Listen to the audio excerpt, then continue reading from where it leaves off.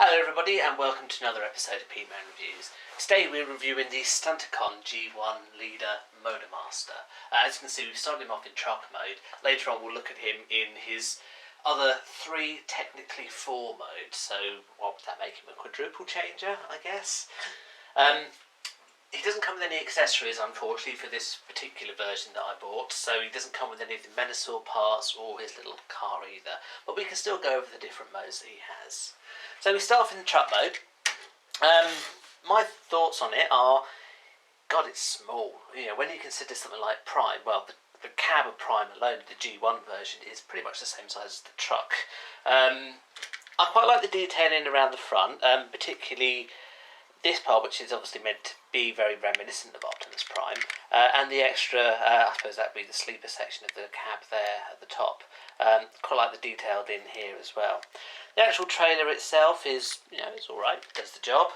Most of these wheels don't move, so the front wheels do, they don't, those move, and those move. So there's quite a few static wheels on there, but it's not a bad toy, or not a bad model of the truck. It's just quite small. I don't have any of the other Trypticons. I don't have any other Constructicons either, but I certainly don't have any of the Stunticons either. But the cars are kind of, I guess, that kind of size. Okay, so I'll transform him into his base mode, which actually combines with Trypticon, which we'll show you in a bit. So you start off by just moving the arms out like that. This arm is a little bit stiff on this particular model. Then they go down again, and again like so. This bit then flips out. So what you have here is kind of the rear, or the front rather, of the base with the ramp for it. Flip this up and down. The legs then come out. This splits apart, these flip up like that, and then it rotates like so. And that's basically it. It's alright. Nothing special. I found it's easy to flip this up like that, but that's the idea. And so what you have effectively is it's a launcher, so the little roller car that comes in would sit in there and launch out if it had the roller car and if this was a Japanese variant. So let's look at him with Trypticon. Okay, so here is Motormaster in his joined up mode with Trypticon as well. It's not as good as Onslaught's, which is here. It doesn't really show what it is. What it does have is it's got a better hook than Motormaster, than Onslaught has. You see this little plastic hook here? That again hooks over there, and it hooks on rather nicely as well. There we are, giving you a connection there. But what is this exactly? It's a ramp, but what does it do? Well, it's a shame really, because this part here clearly is some form of launcher, and I understand the original intention was that would be a spring-loaded rocket launcher. But it never was made, at least not if you're in the US or the UK. I gather the Japanese original version did have a spring launcher there, and the idea being you can almost see, there's two little holes at the back there, that looks like a spring area for it, and this looks suspiciously like a launching platform.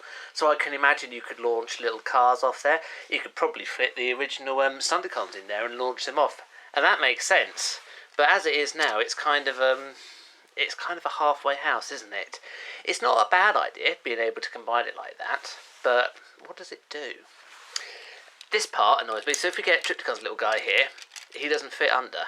But if we flip that like that, he does. So I think officially you're meant to have that bit down, so it provides a little bunker. But if you want to fit some of the cars in, you're almost better off having it up.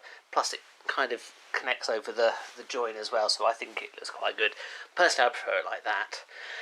Again, as I say, we haven't to film on the bed on the spare bed because Trypticon is too large now in this mode to actually fit on the desk where I normally film. But there we go. It makes for quite a decent looking Trypticon, which I have said in the Onslaught video, but we'll just get some different angles of him. As I say, you can connect these guys to G1 Metroplex, not to Generations Metroplex, who is just Metroplex even, who is just, well, he's much bigger, but he doesn't quite have that level of function to it. Equally, you can connect the aerial bots, or rather Silverbolt, and I guess Hotspot as well to Trypticon. I don't have either of those, so if anyone does, it might be quite nice to link to that. In terms of this version though, Motormaster's connection, it's a nice little feature which I didn't know about at all until I started reading Transformers Wiki. So that was a new experience for me, discovering you could connect them together. Hence getting Motormaster and Onslaught to begin with. That was the sole reason for getting these guys. Overall, between the two of them, I'd say Onslaught's mode is far better for connecting to Trypticon. Motormaster's mode is quite a nice little addition function, but because it doesn't have the launcher on there, I'm not quite sure what it's meant to do other than to make it a bit longer. So it gives a nice little ramp, which I guess is good, but that's about it. It doesn't seem to do much else. Though, in fairness with the roof up here, the connection looks a lot better than Onslaught's does. Okay, so now we've done that, let's transform this back and then transform it into robot mode. So it's actually quite simple to get into robot mode from here. These flip down, so the cab becomes Motormaster's feet. Let's flip that down, flip this back up. Then these go up like so, arms go back down. This bit's a bit stiff sometimes to move. Down like that. And once they're both down, this thing goes up here, this slots into position. And that is Motormaster's robot mode. Let's just zoom in a bit on that so you can see some of the detailing. As you'd expect from a G1 toy, you know, it makes some sacrifices.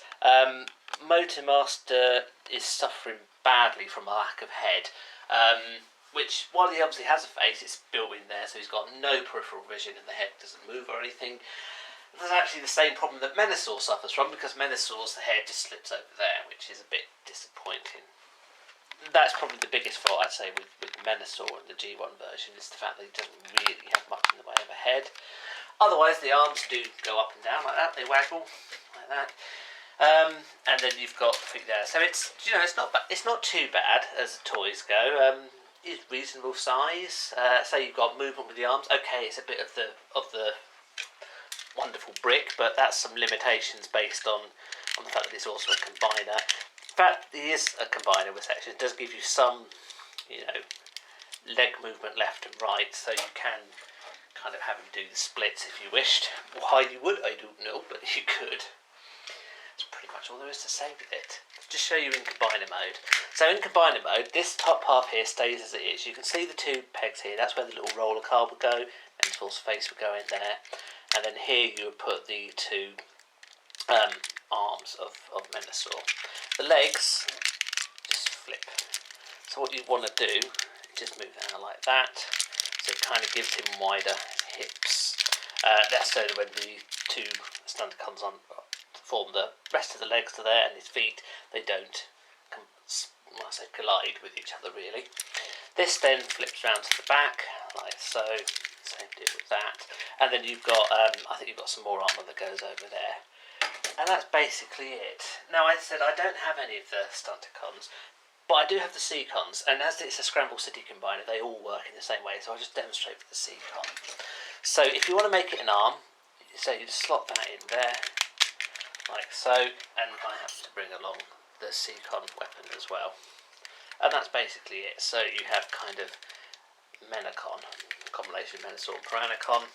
And then for the feet, I haven't brought any of the feet with me, I probably should have done, but anyway, it's the same principle. So we'll just quickly transform the C-Con into foot mode, or just a very loose foot mode, give you an idea of how it goes. So you would literally stick that in there, like so. The head's a little bit tough to move in. There we go. So yeah, so basically it just makes him a bit taller.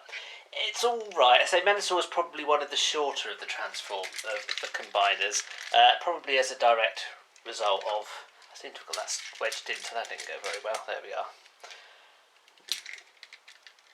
Yeah, never mind. It's just a bit of a, just as well I don't have any of the original Stunticons, as that hole seems to be a little bit just disjointed like so, whereas that one seems a little bit smoother. Would that go any easier there? It's very tight. Never mind. We're not going to worry about it anyway. That, of course, is one of the risks of the combiners, is the heads of the little guys can snap off in the joints. I've never experienced it personally. Indeed, that's unusual for that to even happen like that. But apparently, it can happen. So there we are. That is G1 Motormaster. As far as G1 figures goes, it's alright. As far as leaders goes, I have to say it's a little disappointing as a leader figure. I kind of always preferred Breakdown from the originals Stunticons, but yeah, it does the job. Menasor himself is a little bit unimpressive in G1 mode, but yeah, the truck mode is nice on this one. It's just a little bit small. Thank you very much for watching. Please leave any comments and I'll see you on the next review. Thank you. Goodbye.